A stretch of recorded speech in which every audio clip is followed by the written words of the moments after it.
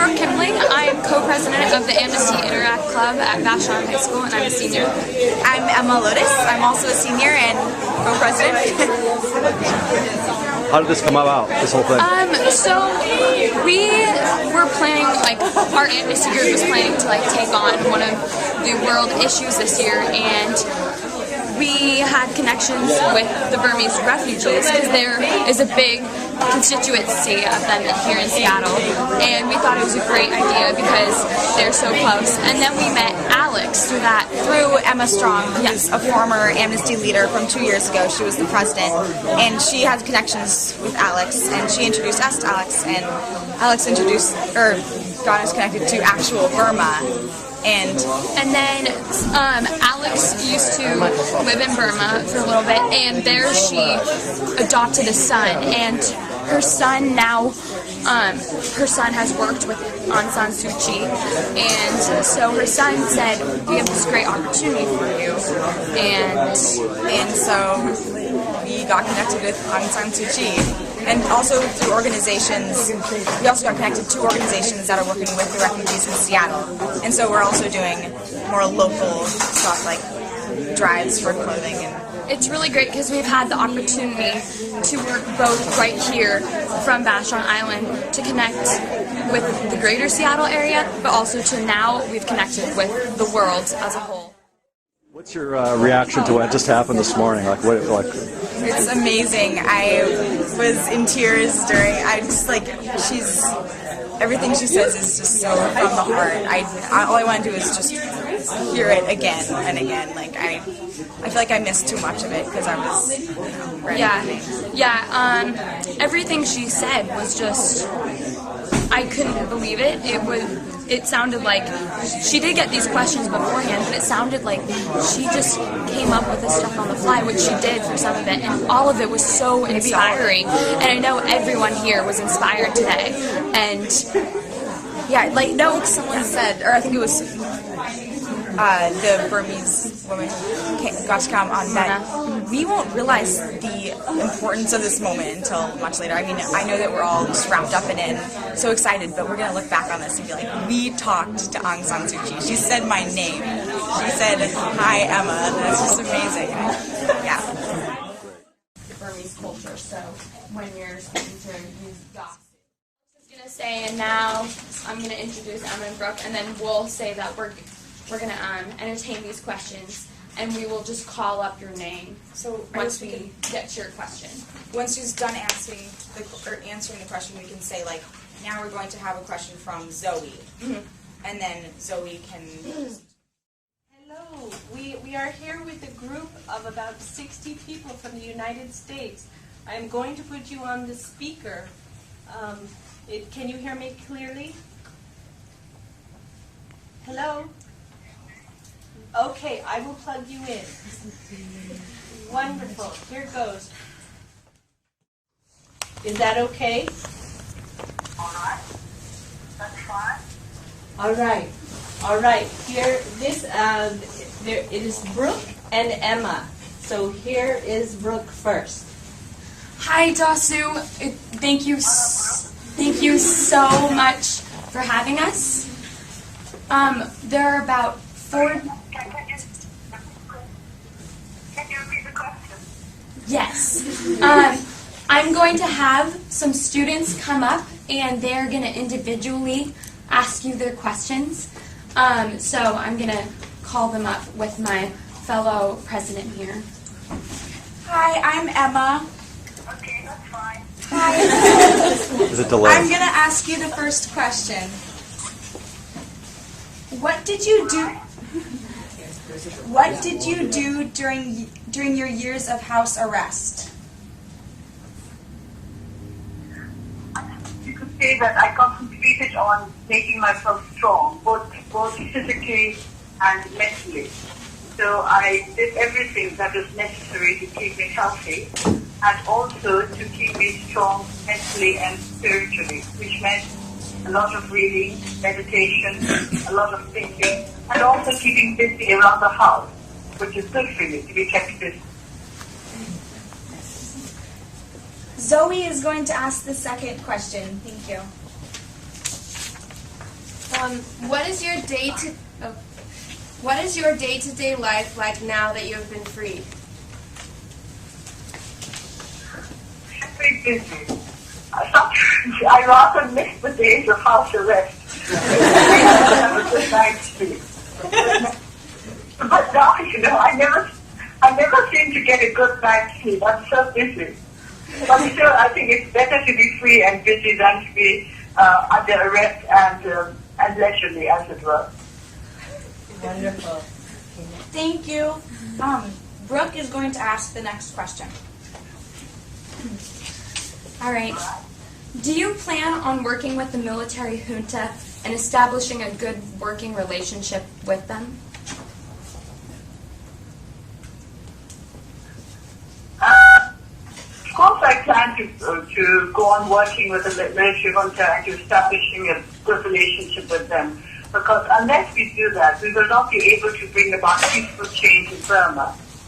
I mean, you have to learn to work with people with whom you are not agreed on everything. You don't have to be agreed on everything in order to work with other people. We do believe that there is a variety of opinions. So to put it in a nutshell, we believe in unity out of diversity, and this is what we're trying to achieve. Thank you so much. Now we have Alia here to ask another question. Hello. My question was not on the sheet that we sent you, but I'm going to ask you anyways. It was, how do you deal each way with the fear of knowing that your actions may have very serious consequences? Could you repeat the question? It was a little bit disjointed. I couldn't hear everything you said. How do you deal each day with the fear of knowing that your actions may have very serious consequences? Did you hear that one?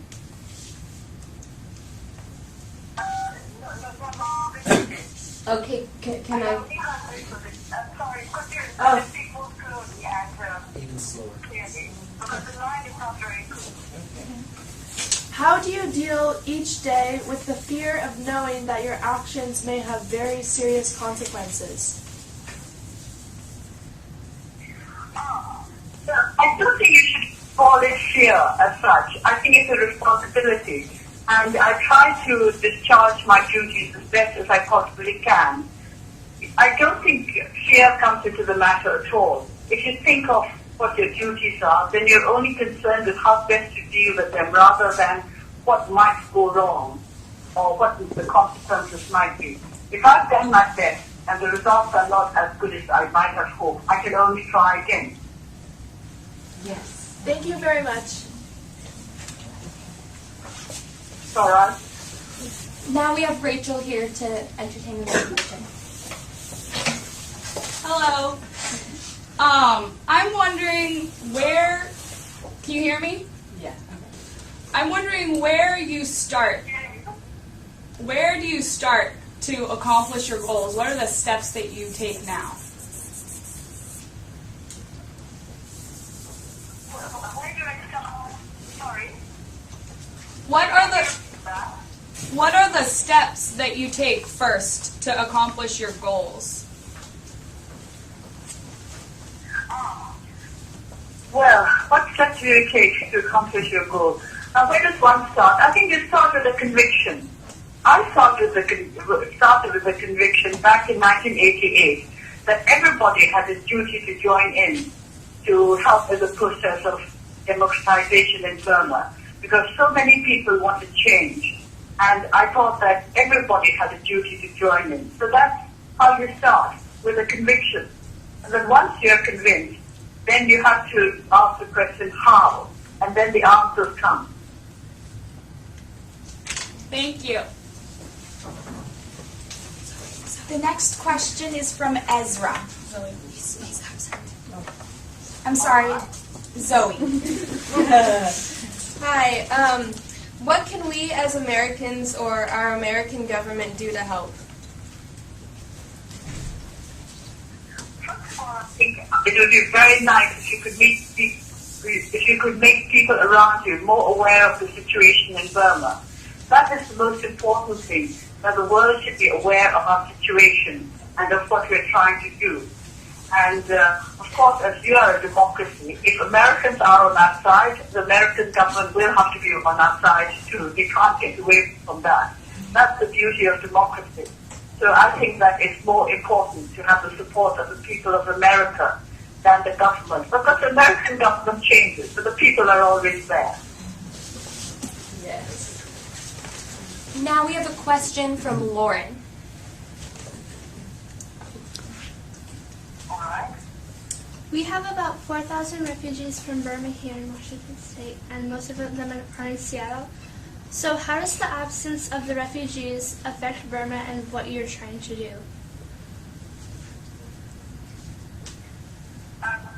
Different kinds of refugees. Some of the refugees are from the ethnic areas, and they have had to leave the country because of persecution. And then some of the refugees are those who have been working for democracy inside the country, and they're political refugees. Now, with regard to those refugees who had to leave Burma because of persecution, especially in the ethnic areas, we think that we lose a lot from losing the confidence of our ethnic peoples and from losing the unity that comes when they start leaving the country because they have no confidence in the ability of whoever is in power to protect them and to give them security. And I think this is more important than anything else, more than people as a workforce, people as a force for unity is more important to us. And when this force for unity is weakened, it hurts us very badly. The next question is from Meg.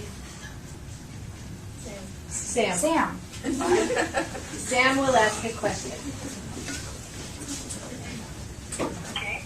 Do you think it's realistic for all the different ethnic groups to get along in Burma, given years of tension?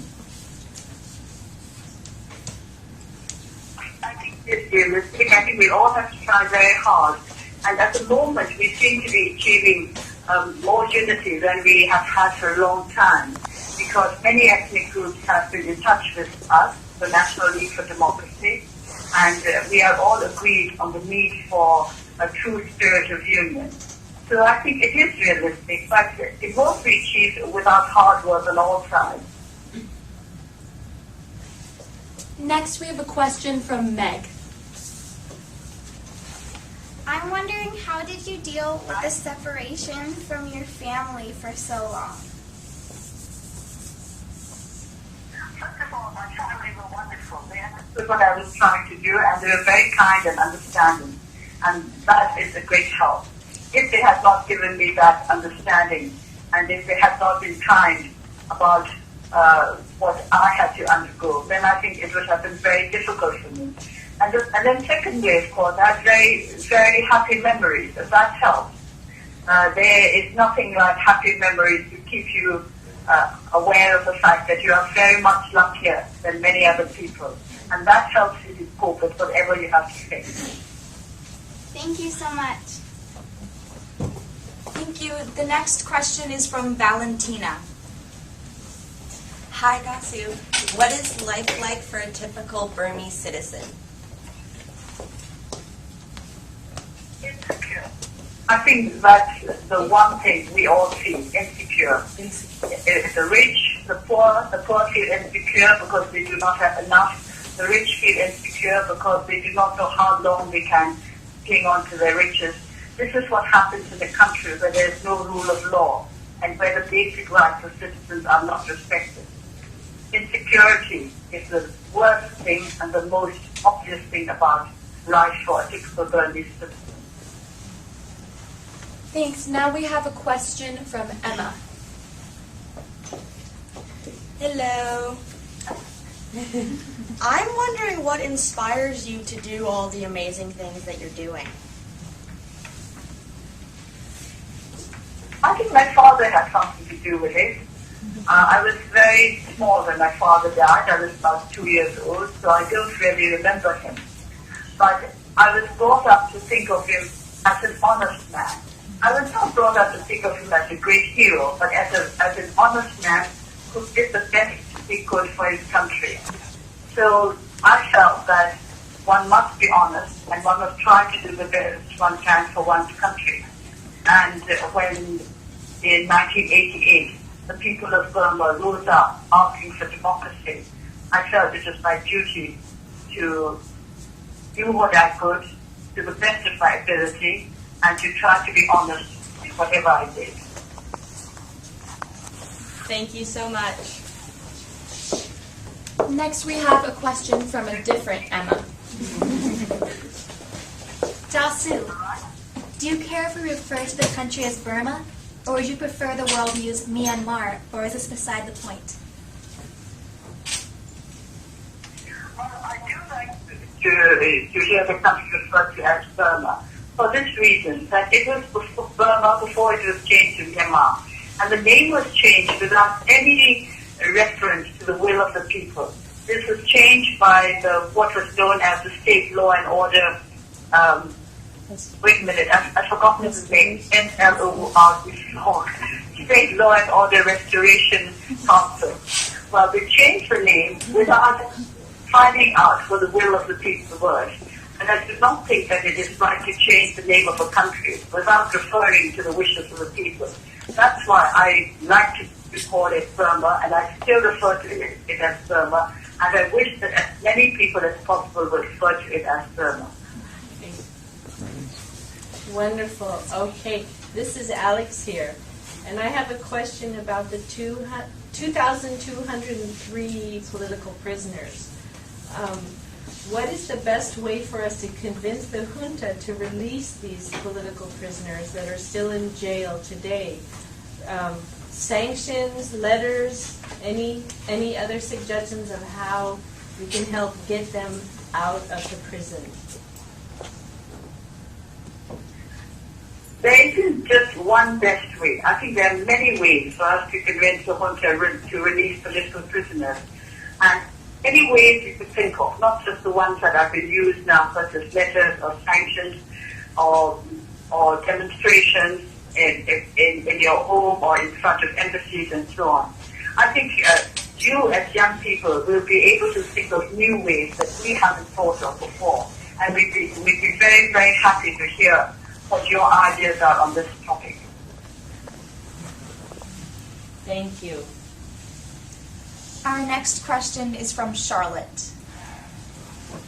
I was wondering if you are pleased. Hello. I was wondering if you are pleased with the level of action performed on your behalf. Personally, I'm very pleased, of course, because I've been given a lot of support. But on behalf of all of us who are struggling for democracy in Burma, I have to ask for more support, because we do need more and more and more. There's a lot of work we have to do. And to put it shortly, we need all the help we can get. Thank you. Now we have a question from Miriam. Hi, I was wondering who some of your heroes are, and who inspires or influences you. Well, I have real-life heroes as well as fictional heroes. Well, let me talk about one of my real-life heroes, who is Desmond Tutu. I think he's a great man. I think he's a great human being. And to be a great human being is really more important than to be a great man, I think. And that's my fictional hero. He is somebody that I think Desmond Tutu would approve of. This is the character in Les Miserables, in Victor Hugo's book Les Miserables, Jean Valjean. He too is a great human being. And I think those sort of people are the ones who really help the world to move along in the right direction. Now we have a question from Emma. How much have you done publicly to denounce the military or to help weaken them? I hope that I haven't done anything to hurt them. I don't know whether I have ever denounced the military as such. I think I've only denounced some of the things that they have done. And I do not wish to weaken the military, but I wish to strengthen them in the right way. I have always said that the best thing for Burma is to have a fine professional army that is strong in its protection of the people's rights. Thank you. Our next question is from Valentina. Hi. Do you think the Western world...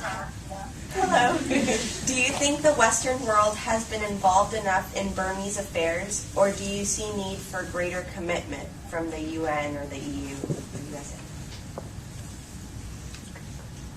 The Western world has been very helpful, but we would welcome greater commitment from anybody at all, from the United Nations, from the EU, from the USA. But what we would like most of all is for the international community to coordinate their efforts, because if the efforts are coordinated, they will be much more effective than if each country or each organization simply went its own way. Thank you. Now we have our final question from Emily. Hello. Can you hear me? Yes, I can hear you. Oh, we can hear you very well. Can you still hear us? Hello? Hello, we can hear you very well. Did you mute it? Hello? Hello. Oh. Hello, hello, can you hear? We can hear you very well. Can you still hear us? We have... Yes, I hear you. Can you hear me? Hello? Oh, we can't hear. There's also like a 5-second pause. So you're asking- Can you hear me now? Can you hear me? Yes? Hello, hello, hello? Can you hear me? Yeah. Yes, I can hear you. We have one more question.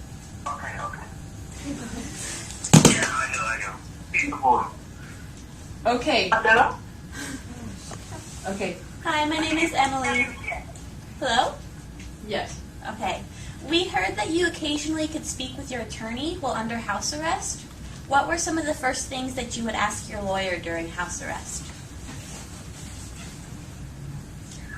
Well, one of the first things I usually asked him was whether what was happening outside was in accordance with the law. Because he was a lawyer, and every time I met my lawyers, we had to discuss a lot of legal matters. And there were so many things happening that seemed to me not in accordance with the law. And these were the points on which I questioned my lawyers. Because we want to act according to the rule of law. Now, before you all hang up, can I ask you one question in return for all the ones you've asked me? More than one. Please. Sorry, more than one. Yes. It may be one question, but it might require a lot of answers. Could you tell me what are the 3 most favorite books, what your 3 most favorite books are? Anybody? Who's first? Okay, they're coming up. Can you hear? Yes, I can hear. Okay, here's Alia. Hello. One of my favorite books is The Power of One, about apartheid in South Africa. The Power of One? Yes, The Power of One. It's about South Africa. Okay. Okay, and then? And then, do you have another one? Now we have Sam.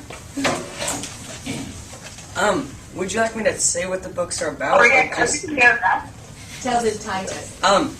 No, if you just give me a name, I'll try to get hold of them and read them. So I know what kind of books you like, because it will give me a good idea of what things you consider important and so on. I think the books that influenced me the most when I was growing up were the series. It's 3 books: His Dark Materials, The Amber Spyglass, The Subtle Knife, and The Golden Compass. They're fantasy? Sorry? Hi, I'm Emily. One of my favorite books was a book that we read this year in my English class called We by Yevgeny Zamyatin. How do you spell we? It's W-E. I'm sorry, I can't hear you very well now. I can't hear you very well now. Do you think you could possibly send me the list of the books that you like? Yes, we could send them. We will, for sure. Okay, we will send you the list. The students, the teacher will. We can even send you the books.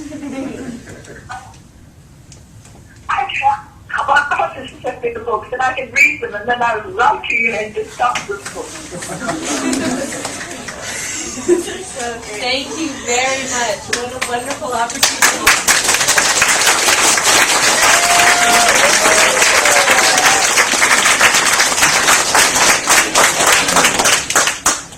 Thank you very much. And I look forward to getting the books and I hope that we can set up a little correspondence about those.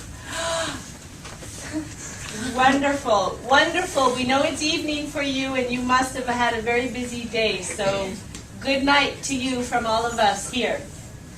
Thank you!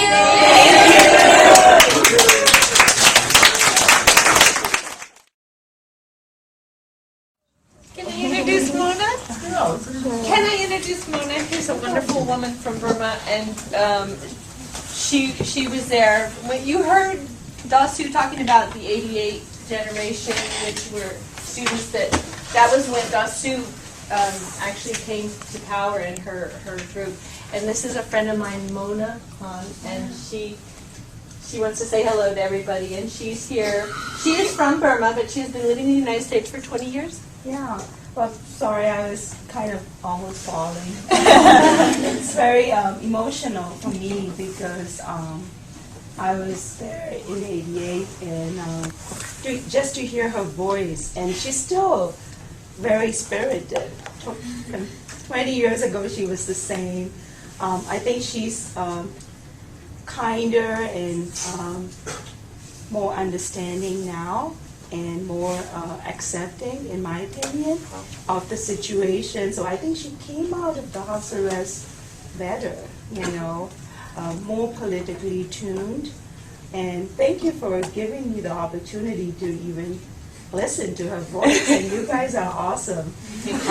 I couldn't have come up with these really good, succinct, important questions, and you're so prepared. I wish I was, and I was even in college, so it's great.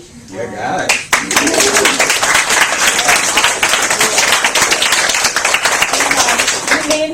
You may know, but you may or may not know, like this is a historical moment, and you will realize one day, like people who've met Kennedy, she doesn't just belong to Burma, she belongs to the whole world because of her message of peace and nonviolence, and she's such a bigger than life person, and you've witnessed it, hopefully, and, maybe one day you'll realize the impact of this early morning event, and hopefully there are continued events like this, so, well, thank you. Yay. Thank you.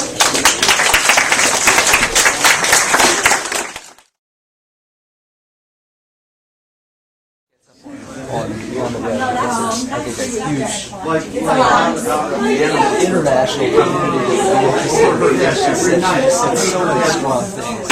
I hope so too. I do have to say that when I watch, even listen to her online, it does not have this power. The power in this room today was extraordinary. But I agree, we need to get more people hearing what she's saying. And frankly, we just need to educate them, which is what we'll keep doing. All right, I got to get a Spanish lesson ready right quick.